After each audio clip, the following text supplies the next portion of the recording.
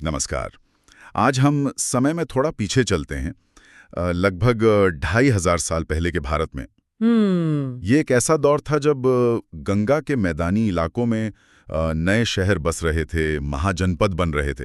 समाज में बहुत तेजी से बदलाव आ रहा था। हाँ, और इसी तेज बदलाव के बीच कुछ लोग जीवन और दुनिया को लेकर बहुत गहरे, बहुत बुनियादी सवाल पूछ रहे थे। बिल्कुल सही कहा। ये सिर्फ राजनीतिक या आर्थिक उथल-पुथल का दौर नहीं था। नहीं। ये एक बौद्धिक और आध्यात्मिक उथल-पुथल का भी दौर था। पुरानी वैदिक परंपराओं पर, यज्ञों पर, जन्म पर आधारित व्यवस्था पर, इन सब पर सवाल उठ रहे थे। लोग पूछ रहे थे कि जीवन का असली मकसद क्या है? क्या मृत्यु के बाद भी कुछ होता है? और इन्हीं सवालों के जवाब में 3 बड़ी वैचारिक धाराएं सामने आई, जिन पर आज हम बात करेंगे: बौद्ध धर्म, जैन धर्म और उपनिषदों का दर्शन। तो आज हमारा मकसद सिर्फ ये जानना नहीं है कि उन्होंने क्या सिखाया, बल्कि ये समझना है कि ये विचार उस समय इतने क्रांतिकारी क्यों थे। उनके बीच के बड़े डिबेट्स क्या थे। हाँ, और वो उस दौर के आम इंसान की जिंदगी से कैसे जुड़े। तो चलिए शुरुआत करते हैं सिद्धार्थ की कहानी से, जिन्हें हम सब बुद्ध के नाम से जानते हैं। हम सब ने उनकी कहानी सुनी है, लेकिन एक बात मुझे हमेशा सोचने पर मजबूर करती है कि एक राजकुमार जिसके पास दुनिया की हर सहूलियत थी, आखिर क्यों ज्ञान की खोज में सब कुछ छोड़कर निकल पड़ा। ये वाकई उनकी यात्रा का सबसे दिलचस्प पहलू है।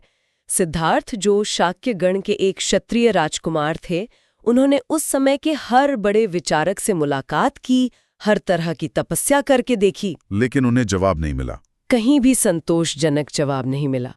अंत में उन्हें लगा कि जवाब कहीं बाहर नहीं खोजना है, बल्कि अपने अंदर ही खोजना होगा। और यही उनकी यात्रा का टर्निंग पॉइंट था, है ना? बिल्कुल।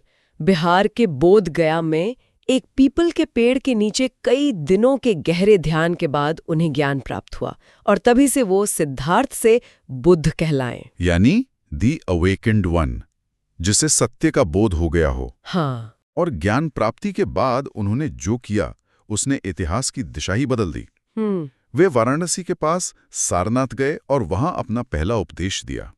आज भी सारनाथ में जो विशाल स्तूप है, वो इसी ऐतिहासिक घटना की याद दिलाता है। और फिर तो उन्होंने अपनी बाकी की जिंदगी पैदल चलते हुए, लोगों से बात करते हुए और उन्हें अपनी शिक्षा देते हुए बिताई। और अंत में कुशीनारा में उनका महापरिनिर्वाण हुआ। अगर हम उनकी कोर शिक्षा को देखें, तो वो 4 आर्य सत्यों पर आधारित है। अच्छा। पहला, ये जीवन दुखों और कष्टों से भरा है। दूसरा, इन दुखों का कारण हमारी इच्छाएं और लालसा है, जिसे उन्होंने तृष्णा या तान्हा कहा। एक ऐसी प्यास जो कभी बुझती नहीं। बिल्कुल। तीसरा, इस तृष्णा को खत्म करके दुखों से छुटकारा पाया जा सकता है। और चौथा, इस तक पहुंचने का एक रास्ता है, अष्टांगिक मार्ग, द मिडिल पाथ। हाँ, मध्यम मार्ग। ये मिडिल पाथ का आइडिया बहुत जरूरी है। मतलब न तो महलों का भोग विलास और न ही शरीर को कष्ट देने वाली घोर तपस्या। उन्होंने दोनों को चैम मानकर खारिज कर दिया और एक संतुलित, एक संयमित रास्ते की बात की। और इसी में उन्होंने कर्म का सिद्धांत भी जोड़ा कि हमारे अच्छे या बुरे कर्मों का असर हमारे आज और हमारे भविष्य पर पड़ता है। हाँ, और उनकी शिक्षा सिर्फ दर्शन तक सीमित नहीं थी, ये एक सामाजिक क्रांति भी थी। सही कहा। उन्होंने लोगों को दयालु होने और सभी जीवों, यहाँ तक कि जानवरों के जीवन का भी सम्मान करने को कहा। ये उस दौर में एक बहुत बड़ी बात थी, जब यज्ञों में पशु बलि बहुत आम थी। और उन्होंने जाति व्यवस्था पर भी सीधा प्रहार किया। कहा कि कोई भी व्यक्ति जन्म से नहीं, बल्कि अपने कर्मों से महान बनता है। यहाँ पर उनके पढ़ाने के तरीके में एक और बहुत दिलचस्प बात है। वो क्या? उन्होंने अपनी शिक्षा संस्कृत में नहीं दी, जो उस समय ज्ञान की, शक्ति की भाषा थी और ब्राह्मणों तक सीमित थी। अच्छा। उन्होंने आम लोगों की भाषा प्राकृत में बात की। ये तो बहुत बड़ी बात है। ये सिर्फ भाषा का चुनाव नहीं था, ये एक तरह का सामाजिक विद्रोह था। प्राकृत में बात करके बुद्ध ने ज्ञान को, कह सकते हैं, डेमोक्रेटाइज कर दिया। बिल्कुल सही कहा। वो चाहते थे कि लोग उनकी बातों को आंख बंद करके ना माने, बल्कि खुद अनुभव करें, खुद सोचें। हाँ। इसका सबसे बेहतरीन उदाहरण किस्सा गौतमी की कहानी में मिलता है। हाँ, वो बहुत ही मार्मिक कहानी है। किस्सा गौतमी नाम की एक महिला थी, जिसके इकलौते बेटे की मृत्यु हो गई थी। और वो अपने दुख में इतनी व्याकुल थी कि अपने मृत बेटे को गोद में लिए गली गली घूम रही थी। लोगों से उसे जिंदा करने की दवा मांग रही थी। तब किसी ने उसे बुद्ध के पास भेज दिया। बुद्ध ने उस महिला की हालत देखी और बहुत शांति से कहा, मैं तुम्हारे बेटे को ठीक कर सकता हूँ, लेकिन तुम्हें मेरे लिए एक मुट्ठी सरसों के बीज लाने होंगे। किसा गौतमी की आंखों में उम्मीद जाग गई। लेकिन जैसे ही वो जाने लगी, बुद्ध ने एक शर्त रखी। हाँ, उन्होंने कहा, बीज ऐसे घर से लाना जहां आज तक किसी की मृत्यु ना हुई हो। किसा गौतमी को लगा कि ये तो बहुत आसान काम है। वो चल पड़ी। लेकिन वो जिस भी दरवाजे पे गई, उसे वही जवाब मिला। किसी ने कहा हमारे पिता की मृत्यु हुई थी, किसी ने कहा हमारी माँ की। शाम तक उसे एक भी ऐसा घर नहीं मिला जहां मौत ने दस्तक न दी हो। तब उसे धीरे धीरे बुद्ध की बात समझ आई। उसे एहसास हुआ कि मृत्यु जीवन का एक सार्वभौमिक सत्य है, इससे कोई नहीं बच सकता। क्या कमाल का तरीका है सिखाने का, है? कोई लंबा चौड़ा भाषण नहीं, बस एक अनुभव। यही उनकी शिक्षा की ताकत थी। बुद्ध की अहिंसा और करुणा की शिक्षा बहुत शक्तिशाली थी। लेकिन उसी दौर में एक और विचारक थे जो अहिंसा के सिद्धांत को एक बिल्कुल नए और कहीं ज्यादा कठोर स्तर पर ले गए। आप वर्धमान महावीर की बात कर रहे हैं? हाँ, वर्धमान महावीर। महावीर जैन परंपरा के 24वें और अंतिम तीर्थंकर थे। तीर्थंकर का मतलब है मार्ग दिखाने वाला। हाँ, जो लोगों को संसार के दुखों के सागर से पार ले जाता है। बुद्ध की तरह ही महावीर भी एक क्षत्रिय राजकुमार थे, लिच्छवी कुल के। तो उन्होंने 30 साल की उम्र में घर छोड़ा और 12 साल की बेहद कठिन तपस्या के बाद ज्ञान प्राप्त किया। बिल्कुल।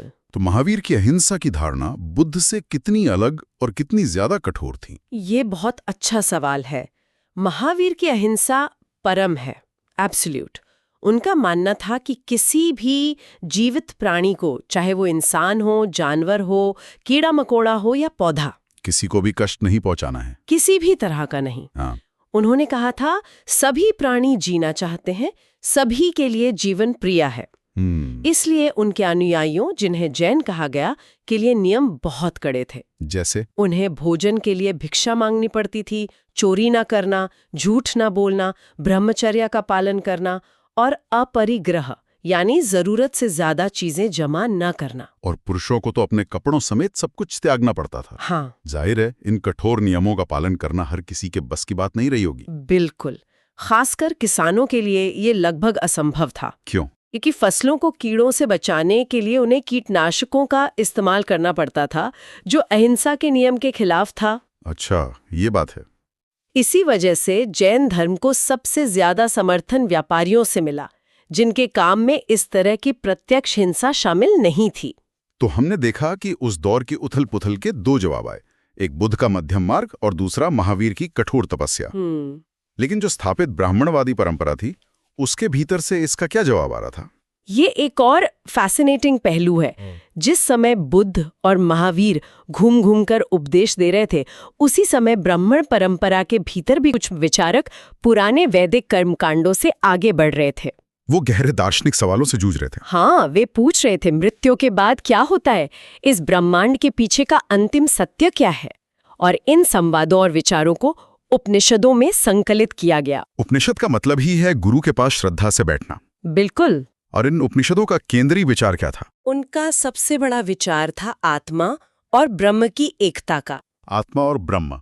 उनका मानना था कि हर व्यक्ति के भीतर एक आत्मा है जो उसकी चेतना का सार है, और इस पूरे ब्रह्मांड की जो परम चेतना है उसे उन्होंने ब्रह्म कहा। और उनका निष्कर्ष? उनका सबसे क्रांतिकारी निष्कर्ष ये था कि आत्मा और ब्रह्म अलग नहीं है, बल्कि अंततः एक ही हैं। अहम ब्रह्मास्मि, मैं ही ब्रह्म हूँ, तत्वम असि, तुम ही वो हो।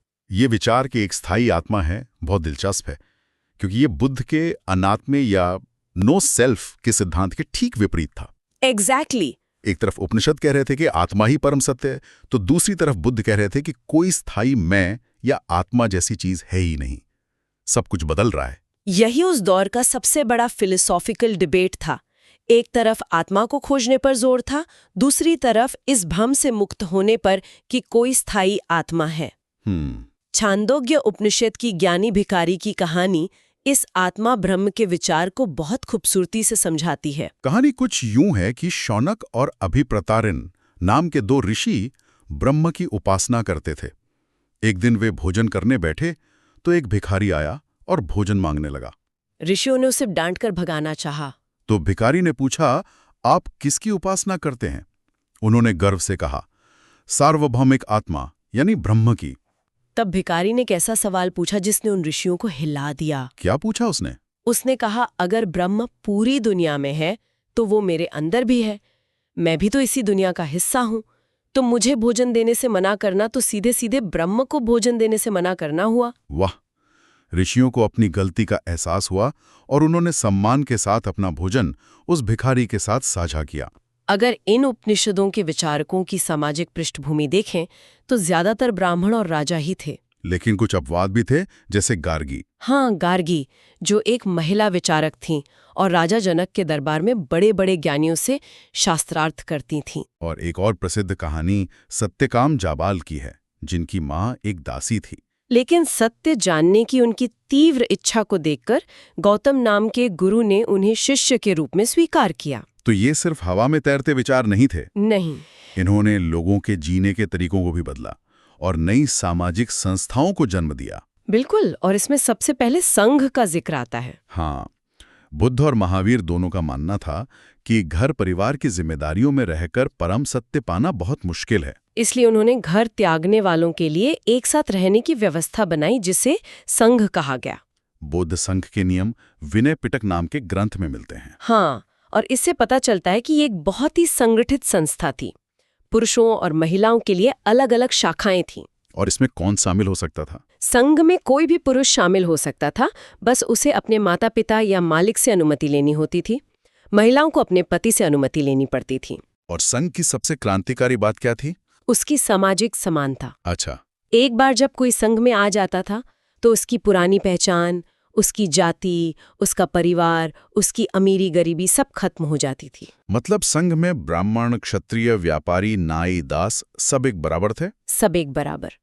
वे एक साथ रहते थे, ध्यान करते थे और भिक्षा मांगकर सादा जीवन जीते थे। ये उस समय के जाति आधारित समाज के लिए एक बहुत बड़ा चैलेंज था। इसकी तुलना में ब्राह्मणों द्वारा विकसित आश्रम व्यवस्था कैसी थी? ये शब्द सुनने में एक जैसा लगता है, पर इसका मतलब बहुत अलग था, है ना? बिल्कुल। यहाँ आश्रम का मतलब रहने की कोई जगह नहीं, बल्कि जीवन का एक चरण है, अ स्टेज ऑफ लाइफ। जीवन को 4 हिस्सों में बांटने की प्रणाली? हाँ, जीवन को 100 साल का मानकर उसे 4 हिस्सों में बांटा गया। वो 4 चरण कौन से थे? पहला था ब्रह्मचर्य, लगभग 25 साल की उम्र तक, जिसमें व्यक्ति गुरु के पास रहकर वेदों का अध्ययन करता था। फिर दूसरा था गृहस्थ, जिसमें वो विवाह करके पारिवारिक और सामाजिक जिम्मेदारियां निभाता था। तीसरा था वानप्रस्थ, जब व्यक्ति जंगल में जाकर ध्यान करता था।